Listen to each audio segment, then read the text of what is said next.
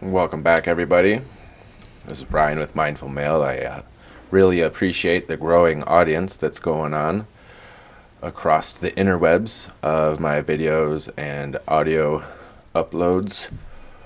Today, we're going to continue our study on the law of abundance and how we can apply that to unifying America again and bringing healing to our culture, to our politics, to our communities, and hopefully even our government policies and foreign relations. I do believe there is a way to progress towards healing those things. And while it may not seem related, the law of abundance is actually a great place to start in accomplishing those goals. A lot of people, myself included, mostly in my early 20s, I started looking into New Age philosophy and spirituality. I found a lot of it to be very foo-foo and unuseful.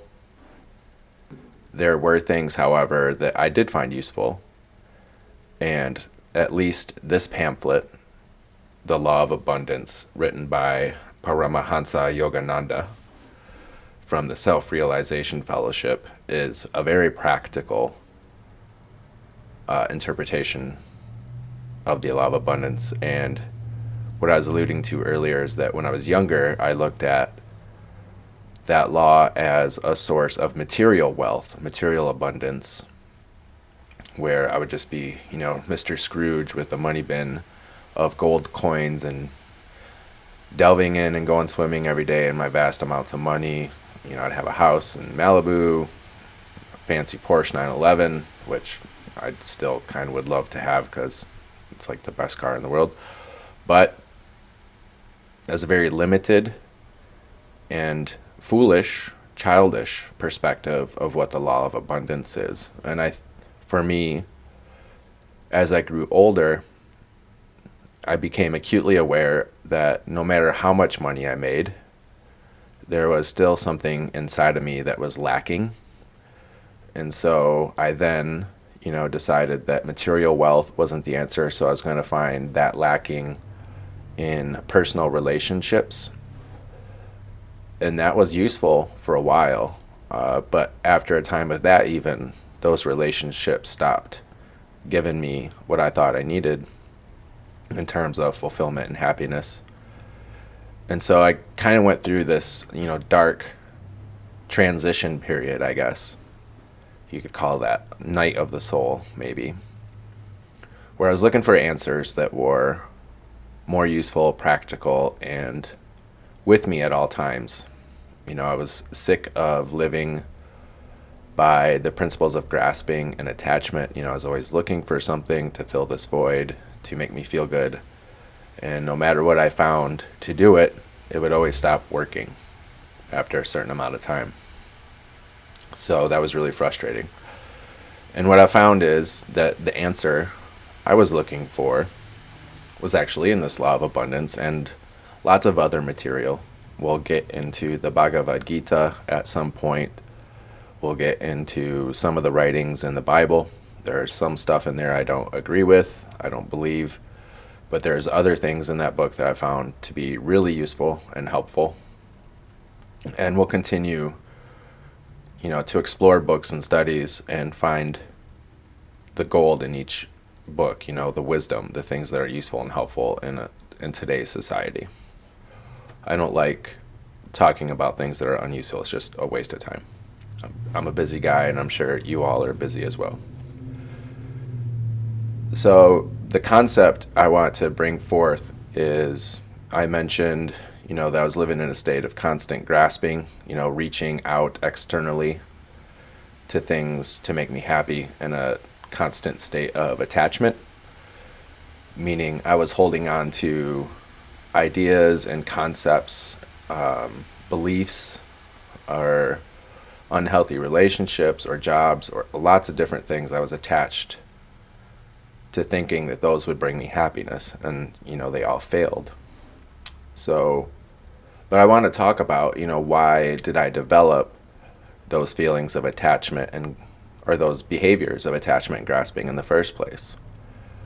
And as of late, especially after reading this pamphlet and doing a daily study with it in quiet, meditating, praying, reading the pamphlet, thinking about what the words mean to me, how I'm applying them to my life, I've found that under most, if not all, of my attachments and grasping are feelings or thoughts of separation and loneliness.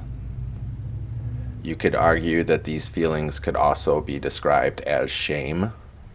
I'm different from everybody, I'm alone from everybody, I'm separate from everybody. But that seems to be, right now, I might change my perspective as I grow older, but right now that seems to be a very deep root to most of conflict and bad behavior in my life, even good behavior in my life. I can use people pleasing to manipulate people as well in an attempt to keep them, within my peripheral and keep them in my circle of friends.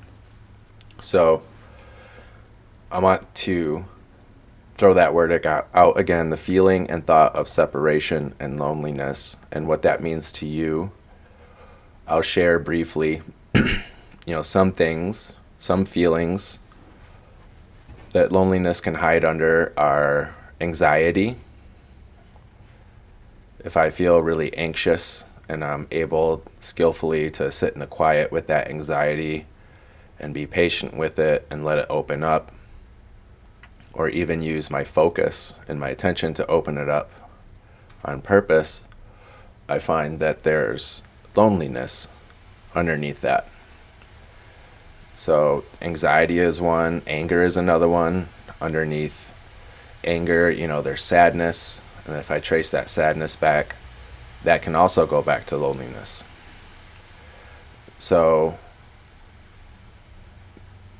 the trick here is to take the feelings and thoughts we have today and learn through daily practice how to break those apart, how to open them up, and how to travel through into the original thought or feeling of separateness.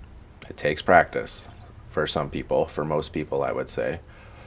For some people, they just wake up and they decide they can do it and they alleviate themselves from that and then they're free, right? Like a lot of the mystics throughout religion and human history were people like that, where they just had a moment. They woke up to, this power, this force that is part of everything, that is a source of all joy and happiness, and that was it. Like, that's where their life stayed. I have not been one of those people, but I am getting very skillful at doing it, where I can live throughout my day, and if I find myself getting stuck in negative feelings or thoughts, I can just take a few deep breaths and I can wake up and I can alter those feelings and thoughts with just a decision, which is a lot different than how I experienced my own emotions when I was younger. They controlled and dictated me. So that is a lot of freedom, and that's one of the things I want to give as many people as possible, is personal freedom.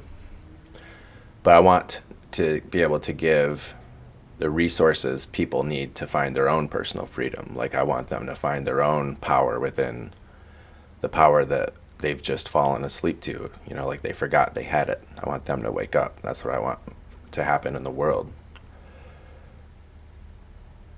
And that relates to the state of America right now, because the way I observe things is there are groups of people at conflict with other groups of people, but it's to the point of physical violence. It's going to escalate, I think. And the way I see it is these groups of people feel very isolated, separate, and different from each other.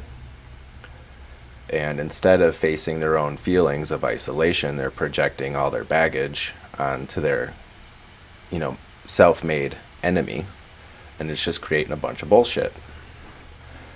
I mean, most of what I see on the news and media is just a bunch of children, fighting on the playground and behaving like, just fucking circus clowns, really, is what they are. And like the amount of lies and propaganda on the media and how many people believe it triggers a lot of a judgment in me at how ignorant and stupid people can be. But we'll save that for another topic, because I have ignorance and stupidity in me as well. And a lot of that's my own projection. Back to the pamphlet, Law of Abundance by Yogananda. We're just going to do one paragraph a day or every other day or so. I am in grad school right now, and I'm remodeling a house, so it's difficult to find time to do these videos. But I like doing them, so when I can, I squeeze them in. We'll do one paragraph a day until we're complete. We'll break the paragraph down into some challenging questions. I hope they're challenging, and then some practical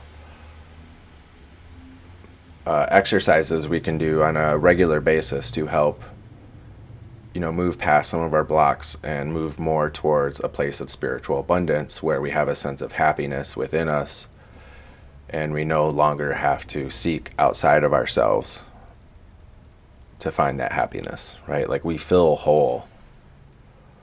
And so we don't have to attack people. We don't have to adopt destructive ideology to numb that out. Like we can learn with skillfulness how to find those things within ourselves and heal those. So here we go. The Law of Abundance.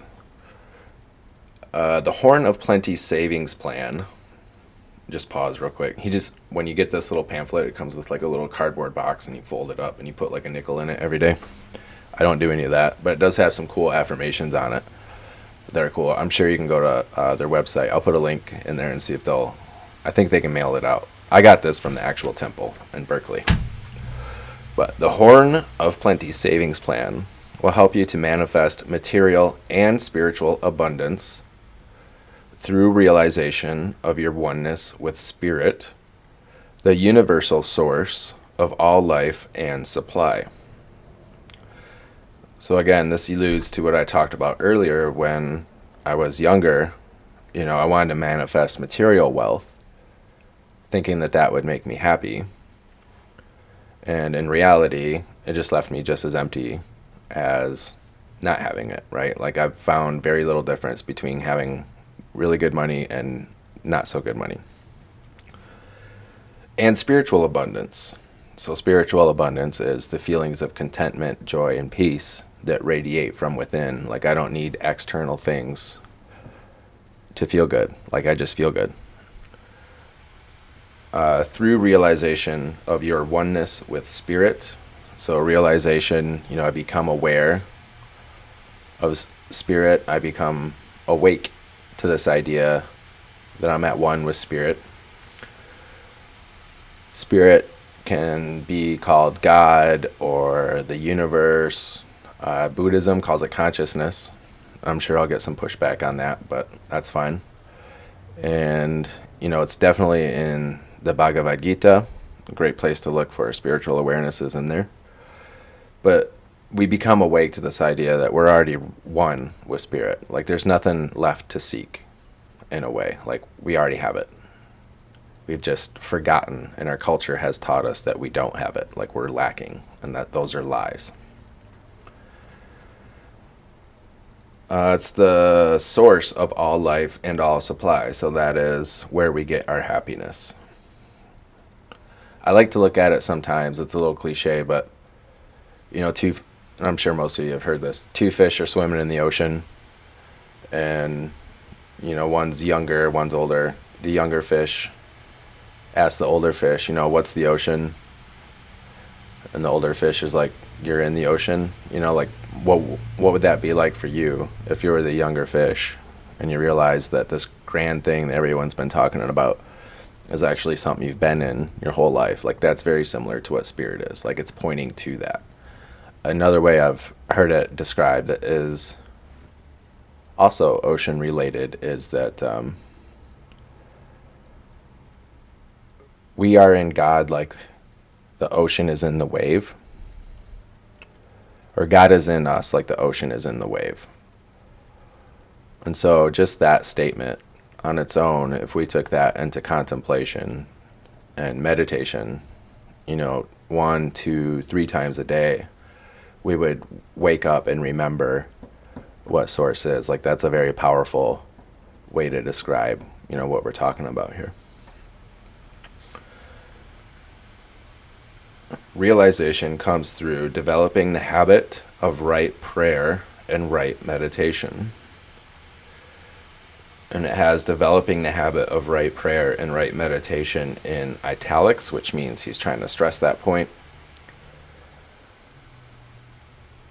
He gets into more specifics of what he's talking about there. But for now, very simple. You can use the ocean reference I just talked about. God's in us like the ocean's in the wave. Great example. So when we're sitting in the quiet, we observe, we have anxious thoughts, we have feelings of separation, we have anger, we have anxiety, fear, we have all these things that are going on within us. But if we take the time to focus on the spot between our eyebrows, we close our eyes and we focus on that spot, and we just keep pushing our attention to that, and we think about things like God's within us, like the ocean's in the wave. Like, those thoughts of anxiety and anger and stuff, they start going away. And that's a very skillful, intentional way to eliminate those things, right? Like, we're not pushing them away. They actually just, they evaporate like an illusion. Like, I look at, when I meditate and I do that, I focus on the spot between my eyebrows and my forehead. I kind of look at, like, that focus, that attention I have right there is very similar to, having a bunch of fog come through San Francisco Bay. Everything's covered in fog, but then the sun starts rising and coming out, and the fog just dissipates from the heat of the sun. Like, the light just makes it go away. And that's a good description of what attention can do. Like, good focus, practiced focus, can dissolve the things within us that are standing in the way of our happiness. And so once that information is understood about life, like, that's a hard truth about life, like, it's a direct, concrete truth about life, then we start to realize we're the creator of all the good in our life and all the bad. And so we start losing our ability to play victim. Like, if something negative within us is happening, we go into meditation with a state of focus, and we focus on that spot between our eyebrows. And invariably, we find somewhere within that negative feeling that we're creating it through old decisions, through old programming. Trauma can be a part of it. Like, there's all kinds of stuff that starts coming up into this feeling or emotion. And this is where I've wandered a little away from Buddhism, because a lot of the teaching is, just observe your thoughts and observe your feelings, right? Like, this very passive, inactive form of meditation. And those things are very useful, and they were very useful for me for a long time, but there comes a point where we have to take responsibility for what's coming up in our meditations. Like, that's our responsibility too. Like, we have to heal and realign those things with the truth. If we just let them hang out and don't do anything about them, it's kind of like, planting a garden. A bunch of weeds come in, and, like, we're just, not taking care of the garden. Like, we're not keeping it clean and tidy, and the weeds start choking everything out, right? So it is our job to be responsible and protect what's in us. Like, protect it from assault, from negative thoughts and emotions. So that, for me, is the prayer, is me just being open to new sources of information within inside myself. Usually, for me, a lot of times it feels like I have this, when I'm meditating, I feel like I have this radar up here, and, like, this information comes in from that radar, or it's like intuition. So I'll sit and I'll meditate, and as I'm meditating, like, my to-do list for the day comes in, and it's like it comes in from up here, and I just write it down, and I do that to-do list, right? So prayer is, hey, I need the data and the information to live this day well, just this day. I just need some information and data to live this day really well. And then meditation is listening and waiting for that information to come.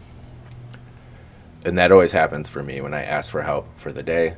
I sit and I meditate, and I don't know how to explain it, but you know when you're ready, right? Like the list gets implanted into my brain. I think about the things that need to be done, and then I know what to do, and I do those things, and everything turns out fine. So, and like those days stack up on top of each other. So, after a few months or years of doing it, it's like, actually, I got a pretty good life.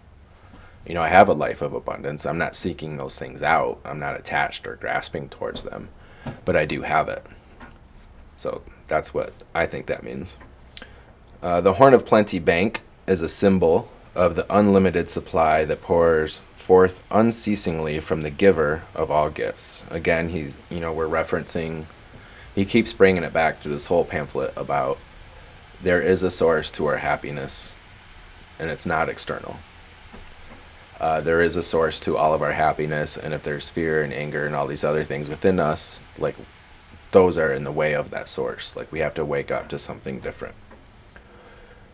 It reminds us of the importance of the regular practice of prayer, of heeding the divine command, seek ye first the kingdom of God and his righteousness, and all these things shall be added unto you. So Yogananda also uses the Bible a lot, and especially the stuff that Jesus said in the Bible. And he also uses the Bhagavad Gita. When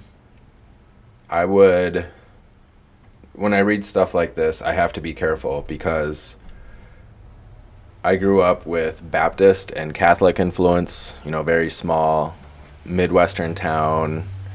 We were like 99% white people. And I'm not trying to be mean, but if someone grew up and they were gay, they usually moved away because like we were isolated. We were very caged or, walled off from modern times and culture. And so on one hand, we were super judgmental. On the other hand, we were like really good people, salt of the earth people. We're just really old fashioned and traditional. Personally, I don't believe most of the things they believe anymore. Like I think there's value in the church. I think there's value in religion in general. I think gay people should be able to get married. I don't think they should be judged or condemned. I think everyone deserves equal rights. I'm pretty liberal, almost maybe progressive when it comes to some of that stuff. I don't want to hate on anybody.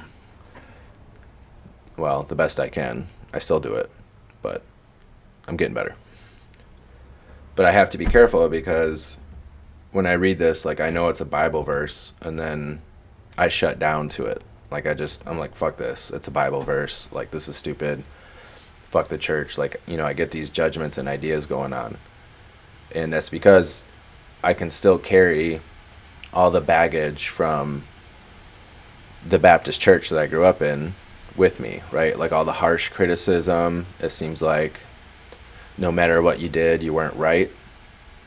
Like the judgment against gay people, the judgment against transgender people. I mean, I'm going to be honest, like there's a lot of racism too in rural America. Like I don't like to admit that because I'm from there, but it's true. I just happen to be lucky that, I'd spend most of my time in the country in my home state. And then during the summer, I would go to like a very large metropolitan area to visit with my mom, and it was a completely different experience. So from the time I was 6, I started getting exposed to like very diverse ways of life, and it really challenged the way I saw things. And so I'd come back to my hometown, and I saw things different, and they were just still kind of judgmental assholes in a lot of way. But again, they were also very good people. Like, it's just, I don't know how to explain it. You'll figure out your own relationship with that stuff. I don't condemn them for them. If they say things that are racist or judgmental, I will call them out on it and be like, hey, dude, like, that's not cool anymore, Like, this is why people from the opposing political party think you're racist, is because you say racist shit. And they don't want to, like, do anything with you because you're just a racist to them. Like, you got to start accepting people for who they are, right? Like, just stop it. And this, a lot of times, if you set that boundary, they actually change. You know, that's what I've noticed. But the kingdom of God is not something that exists after death. To me, the kingdom is, you know, the fruits of God. Like, you have freedom of expression, you have all your material needs are met, all your emotional needs are met. You can experience joy, you can experience any emotion you want because you start learning how much power you have over your emotions and that you create most of them anyway. So you get those freedoms, that power, right? You get empowered to be present in the moment. And that, to me, that's the biggest one you get. But those are like the fruits of the kingdom of God to me. Like, you get this peace, you get a sense of understanding, you get more wisdom. It has nothing to do with what happens after we die, in my opinion. That's not my experience. If God was that much of a fucking asshole where he's like, okay, so you guys have to live in misery and pain and suffering on earth until after you die, and then I'll show you my life, like, go fuck off, right? Like, I don't want anything to do with that kind of God. So I threw that concept of God out. Like, I got rid of it. I don't believe in this, if you sin, you're fully condemned and all this shit. Like, I think if you do something that harms someone or that's an error, we have the opportunity to change direction and alter that behavior or thought or feeling, right? And then that's it. Like, that's the end of it. If I did harm somebody, I can offer restitution to them, and that usually heals that situation. But I don't think we're condemned because we sinned. I don't think lots of things that the modern church would think. And that just kind of continues on into his righteousness. His, you know, righteousness, I think, of, you know, right character, right thought. And then I think of things like everything I need is present to me right now.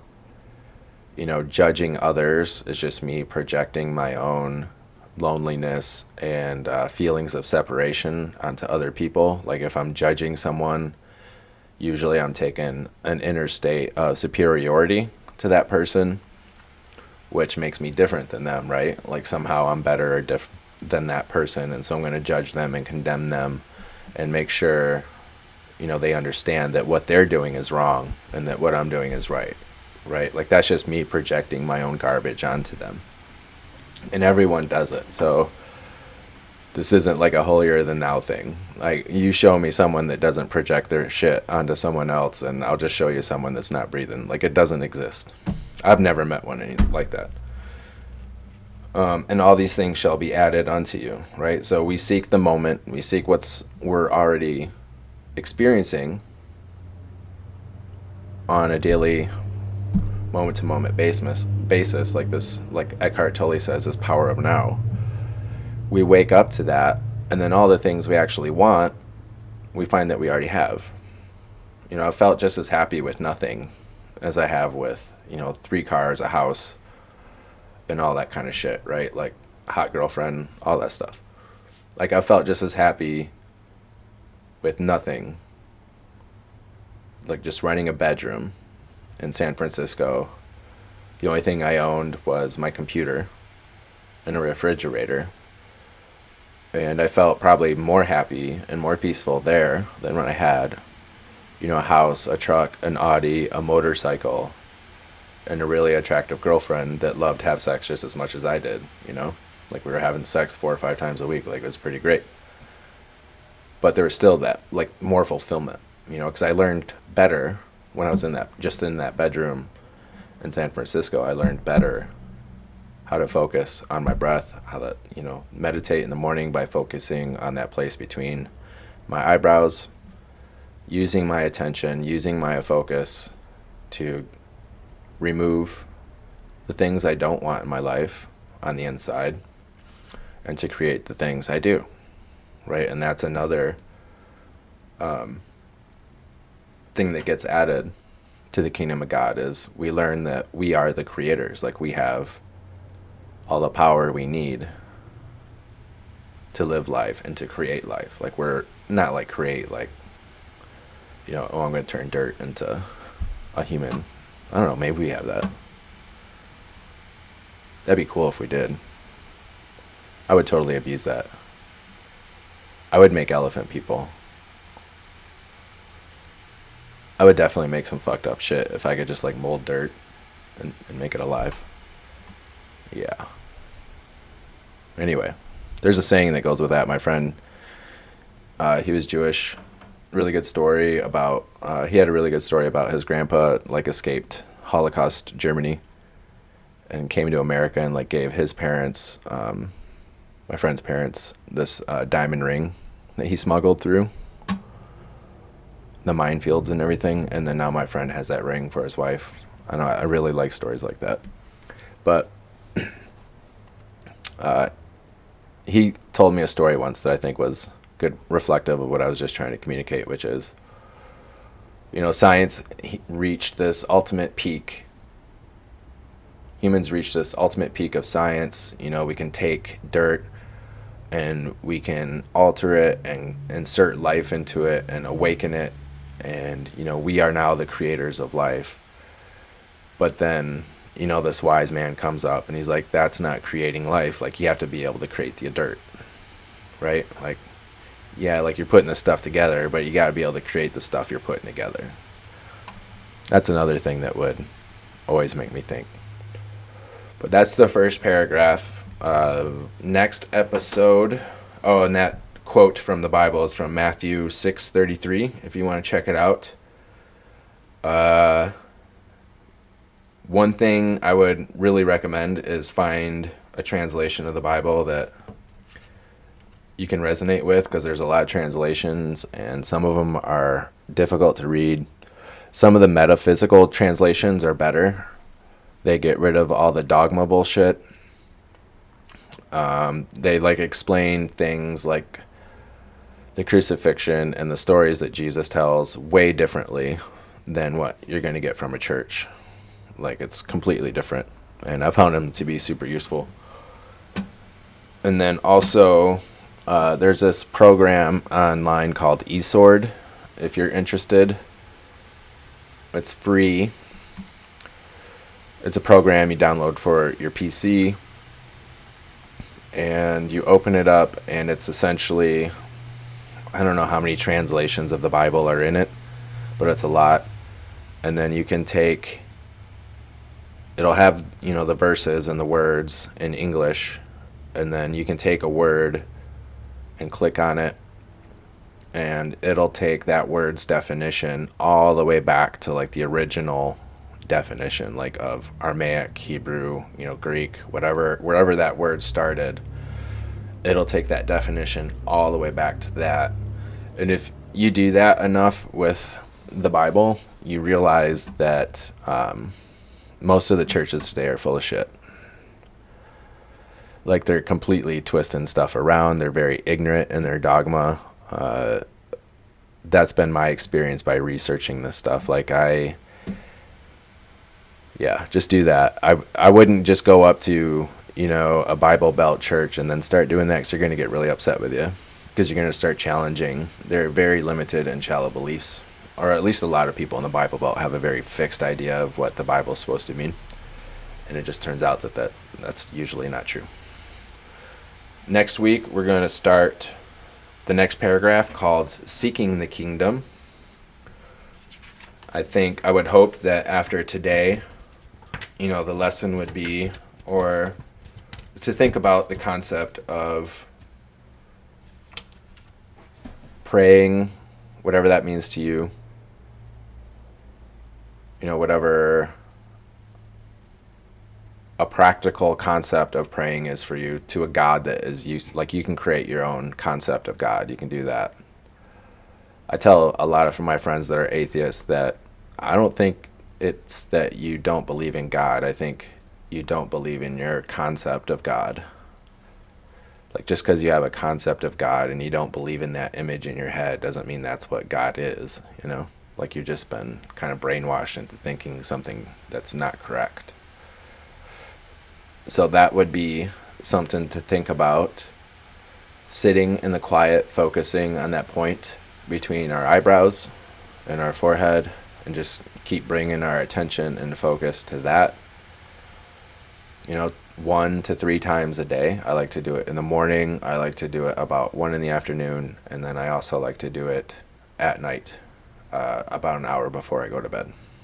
I turn everything off, turn my phone off, turn most of the lights off.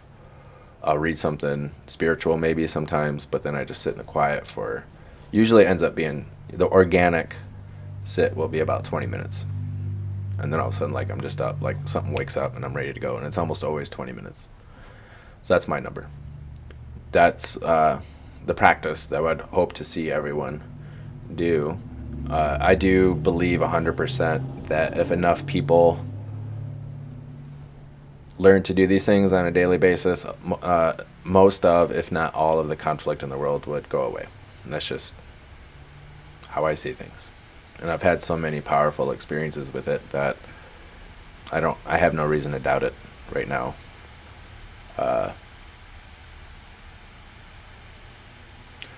That should be it. Remember, God's in you like the ocean's in the wave. Here's another good one. What you're looking for is what you're looking with. What you're looking for is what you're looking with. That's another mantra that can wake you up. 100%. I hope everyone has a good day or a good week, depending on when we see you again. Stay out of trouble. Try to stay out of politics if you can.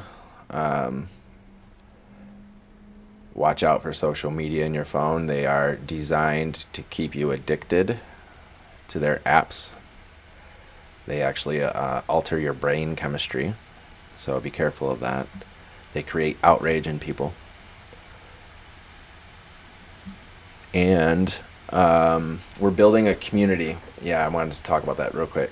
We're building a community at locals.com. The address is www.mindful.locals.com. We're going to start building a community there of like-minded people, and we can all get together and share our strengths with each other and maybe even some of our challenges. It's a good place, safe place to be vulnerable. There are times when, insight from another person can be really helpful to some of the things that we're challenging or we're experiencing.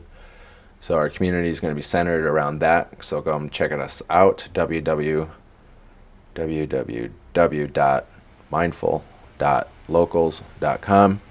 Also, please leave as many comments as you would like in whatever platform you're watching this on. Please like and share the video so that we can get this content out to everybody, especially if you find value or usefulness in this video. It'd be really great if you guys shared it. I do believe we can bring America back to a place of healthy cooperation and decision making and get rid of some of this vile rhetoric that seems to be coming from both sides of the political aisle. Take care and stay mindful, bitches.